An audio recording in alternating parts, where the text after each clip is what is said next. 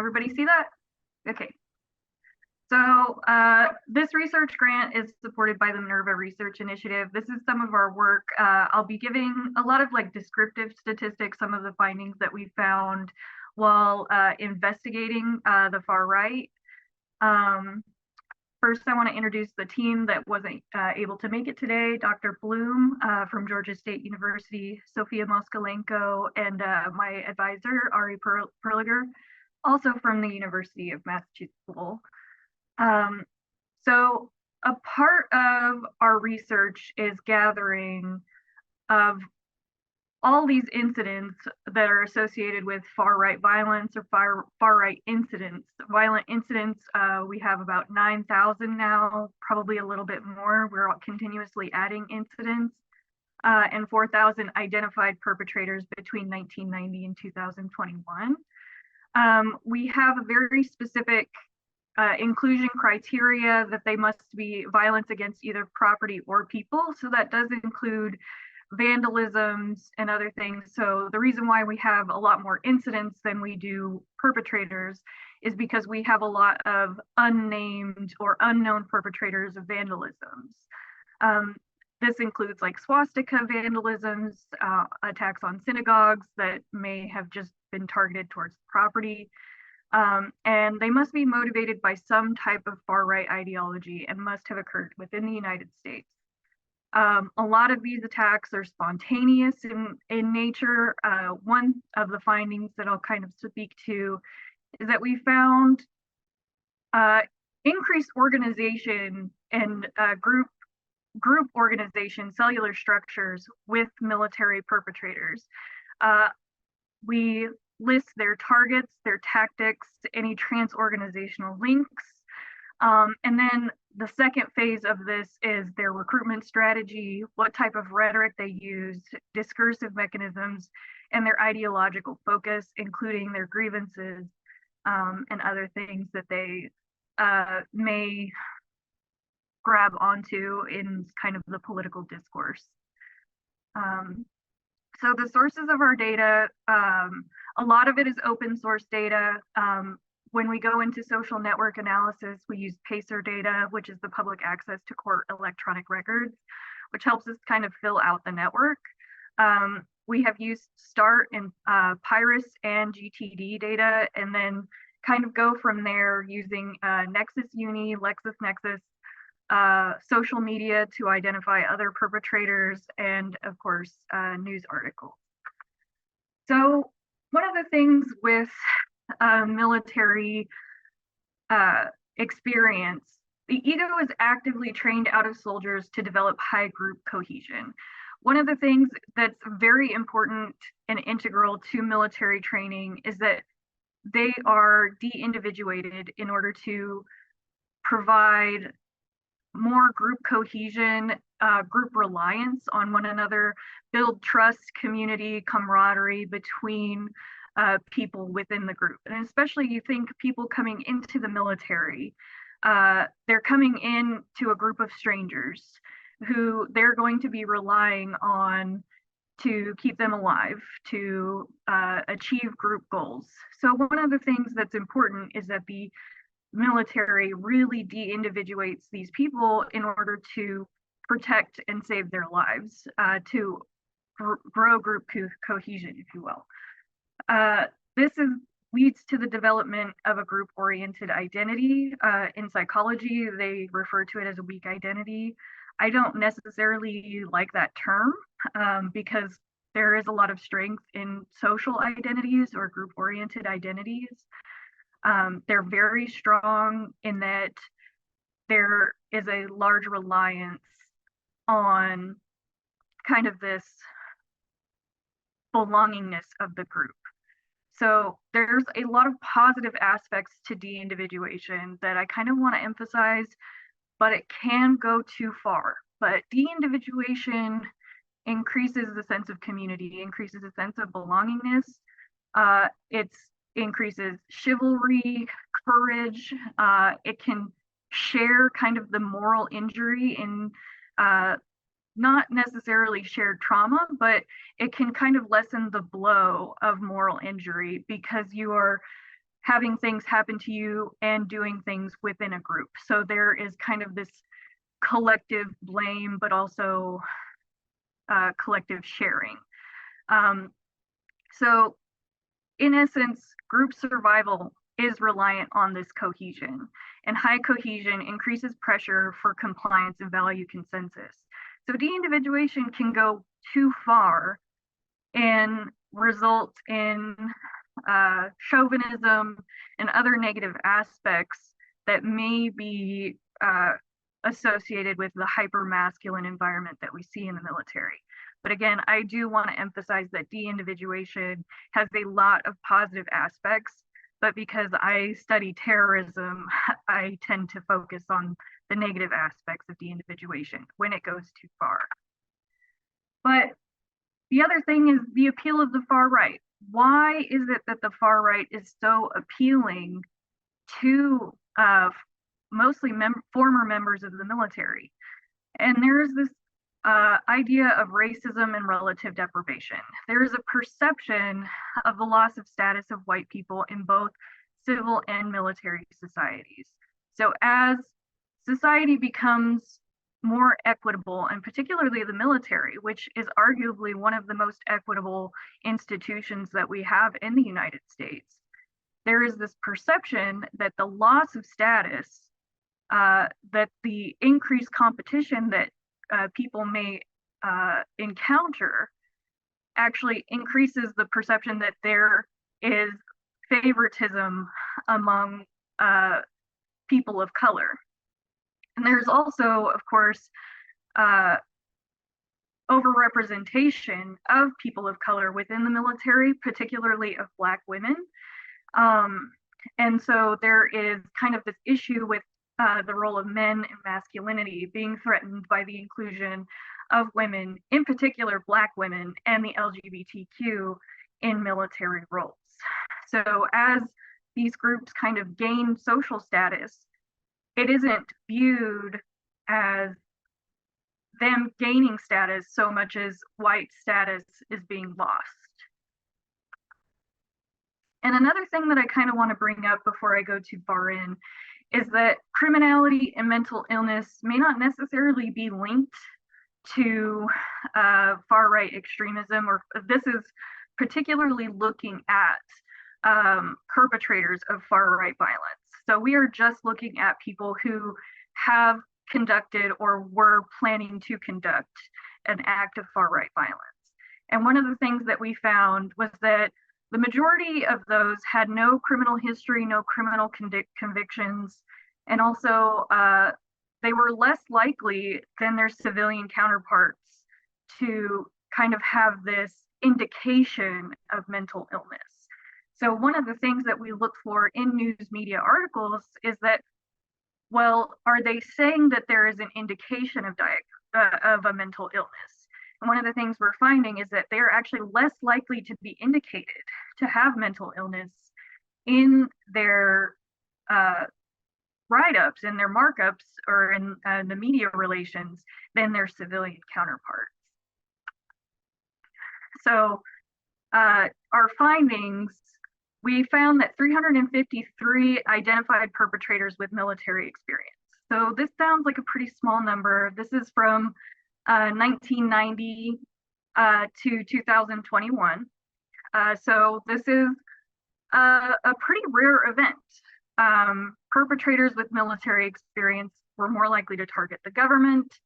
They were more likely to cause mass damage to property, and plots were foiled due to leakage. So they were more likely to be associated with other actors in the group, or try to bring in more people into their plan or their plot to kind of conduct this attack. But with that being said, and because this is such a rare event, we kind of want to talk about extremism among people with the military experience that has indicated that they're not any more likely to be extremists than the civilian population. So Helmus and Brown came out with a new report, and I have added some asterisks because they're They have a very high age average, so it may not be wholly representative of the military today, but their research, Helmus and Brown, indicated that they were not any more likely to be extremists than the civilian population. And this is good news. So one of the issues, though, 1/3 of active duty personnel have reported seeing signs of white supremacy on military bases. And another caveat, one of my committee members also wants me to add that these incidents may be highly visible, but not necessarily frequent. And because this is such an incredibly rare event, why would we want to research it? It seems like we're making a big deal out of nothing, especially if they are not any more likely to be extremists than other perpetrators. I want to say that their personnel, active duty personnel, their experience is unique. How they become radicalized, how they choose their targets, how they choose their tactics is also unique specifically to people with military experience. I also want to say there is a dark figure issue, particularly among the active duty personnel. So we see these instances of troops advocating for the overthrow of the government. We see sexual violence and sexual assault rates high within the US military. How does far-right extremism manifest within the military? It may not necessarily be something that is as overt as as you can see on the screen with the SS lightning bolts. It may not necessarily be as overt. I must add some context to that picture. That is a Marine sniper squad. So they thought the SS was cool and were using it as kind of a sigil for their group, which is either some type of willful ignorance or some type of malappropriation of Nazi figures within the military. But one of the things that we do find, particularly in the literature, is how women are treated within the military and how many of them report being harassed by their peers, and Black women in particular are more likely to be sexually harassed or assaulted by their superiors. Women throughout the military are more likely to be about 30% of all women in the military report being sexually harassed by a peer. So you can see that this would affect women disproportionately, and maybe other groups that are unwilling to kind of go through and report these incidents, especially if it is against a superior. And there's this idea of historically exclusionary of marginalized people. So the United States has placed people of color in dangerous combat positions. There was a disproportionate loss of life in the first couple of years in the Vietnam War of Black men who were placed on the front lines. In a lot of the 1960s, 1970s, a lot of the discourse around kind of the desegregating of the service, there was a fear that they were overarming and overtraining Black men to overthrow the government. So you can see that these arguments actually kept segregation from desegregation into the military until about the 1970s, 1980s, where they started to desegregate battalions. So Black people are still underrepresented in the officer corps, despite being overrepresented in the military itself. And of course, I would be remiss to not bring up January 6th. These tactics, these targets, they tend to coalesce mostly against the government. So one of the things is that because they are so highly organized and highly skilled, they can transfer those skills into civilians who may be within their network. So 20% of those arrested were current or former military, mostly veterans. Several have been accused of extremist groups, including Jessica Watkins, who's actually from Ohio, one of the leaders of the Oath Keepers, who had direct contact with Oath Keeper leader Stuart Rhodes prior to January 6th. She also had direct contacts in Florida and Virginia, with Kelly Meggs in Florida and Thomas Caldwell in Virginia, in order to kind of organize a group effort within their network. So the Pentagon announced a review of the military for January 20th inauguration, and found that 12 people needed to be removed from inaugural detail. So this is kind of something that can really affect the security of not just civilians, but political figures. And this is something that I also want to emphasize, is that there is a direct connection between General Flynn and the Oath Keepers, right? General Flynn was seen on the grounds with Stuart Rhodes and another Oath Keeper that day, and had employed another group, the First Amendment Praetorian Guard, as part of his security detail, who hit that member of that security detail actually drove him to the White House.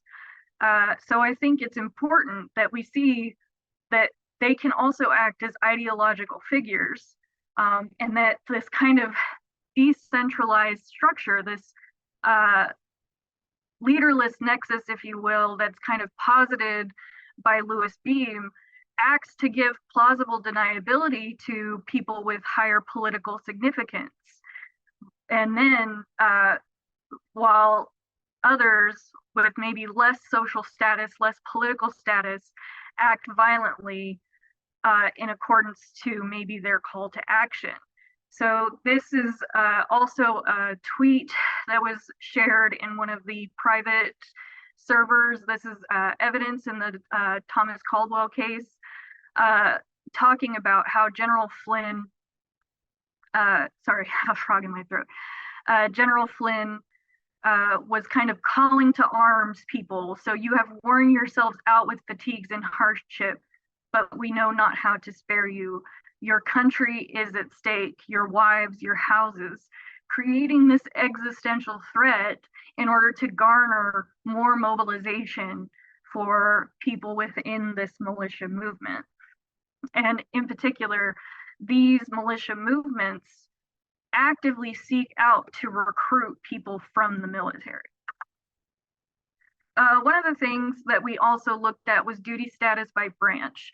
One of the things we found was likely that this de-individuation kind of leads people to try and find a newer identity.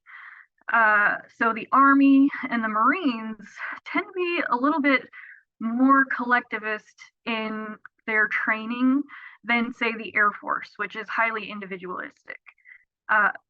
You have greater reliance in the Army and the Marines and the Navy with one another, with group cohesion, and that more acceptance of violence as a political end or as a political means. So one of the things we found was that the Army and the Marines in particular, were more likely to be associated with neo-Nazi movements. Another thing that we found was that there was more likely to be mass damage to property. So again, our N is small in comparison with civilians, but they're more likely to cause mass damage to property or have foiled plots. So these foiled plots are actually very important because of who they were plotting to target, which would be a lot of them, in many cases, the government. So very few attacks in comparison to civilians against racial minorities, but more likely to actually directly target the military as well. So we have one actor, Ethan Melzer, who was a part of the Order of the Nine Angles, who plotted to target his own battalion in Turkey by contacting Al Qaeda. Now, he's a part of a satanic cult that's very convoluted, but wanted to basically initiate a chaotic racial holy war. So one of the things that we kind of look at is that they are choosing higher difficulty targets because of their training. One of the things that's important to note is that the 1970s and 1990s, a lot of far-right groups were allowed on bases. The KKK actually actively recruited Camp Pendleton, especially in the, I believe it was in the 1980s, there was KKK meetings regularly at Camp Pendleton, where basically the KKK initiated a brawl, which led to the arrest of 14 Black men who were all court-martialed. And so this kind of illustrates that the historical context may kind of show that this has been acceptable within the military, at least until fairly recently, and at least until the 1980s. So this task force in 1996 concluded that there's minimal evidence of extremist activity in the Army. But there are other areas of concern. Who we consider extremist, what is extremism, who we are looking at. So a lot of it looks at far left or even minority actors or people of color. But basically we can all agree that extremism in the military is bad.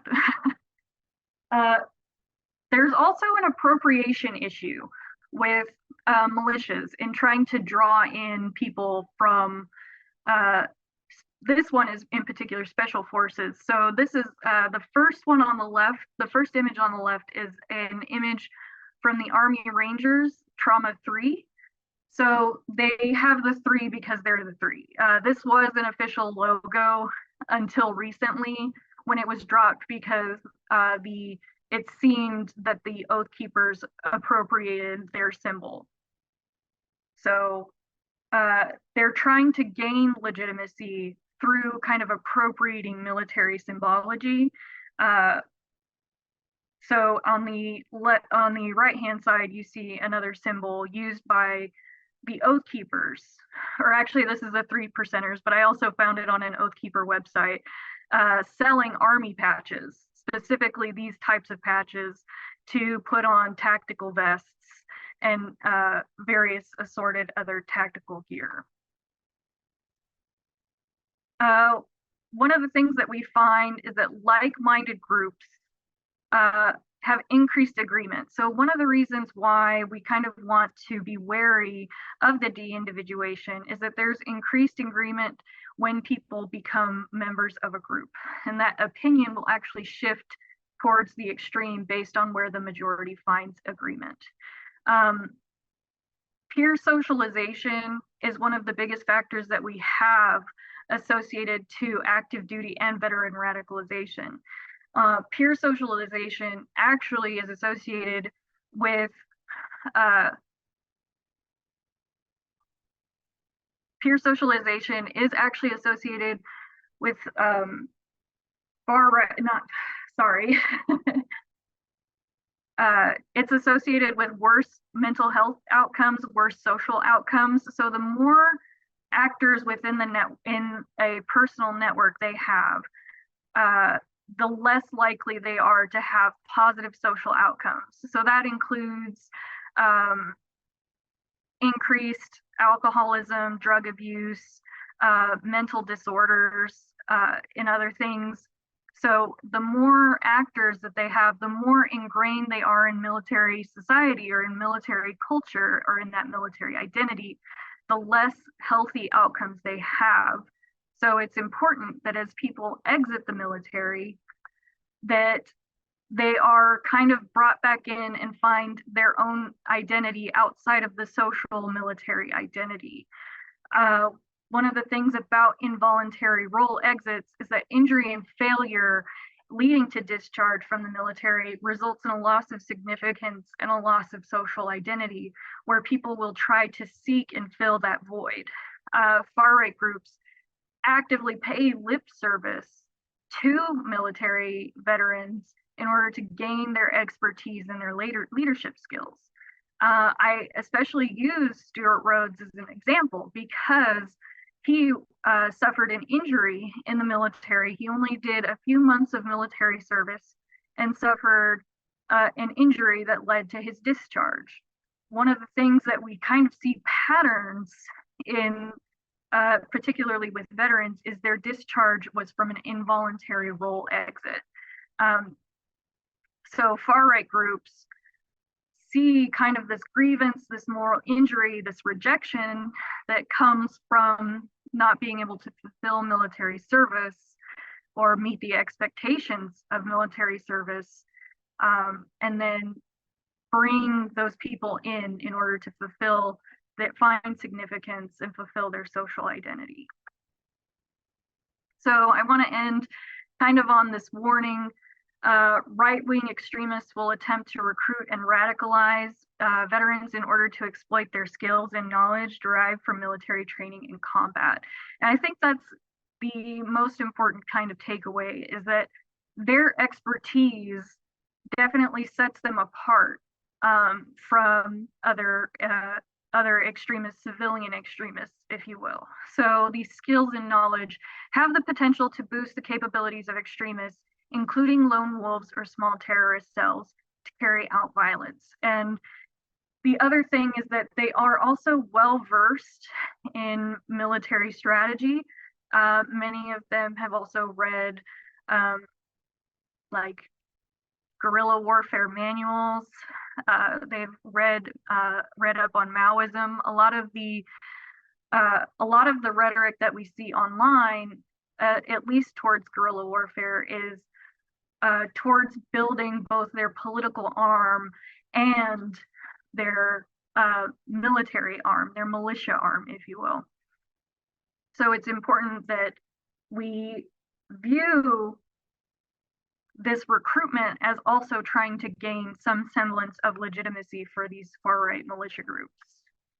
And future avenues of research, and this is really more towards my dissertation, is kind of going through and networking mapping these networks. So I've identified 63 plus actors identified in Organization of January 6th. This also includes significant political actors and charitable organizations, and then discourse analysis of people participating on far-right forums who divulge of their own free will their military or veteran status. There are also multiple networks that I've identified that have veteran and active duty actors that are in, and what I want to investigate further is their positions and roles in the network.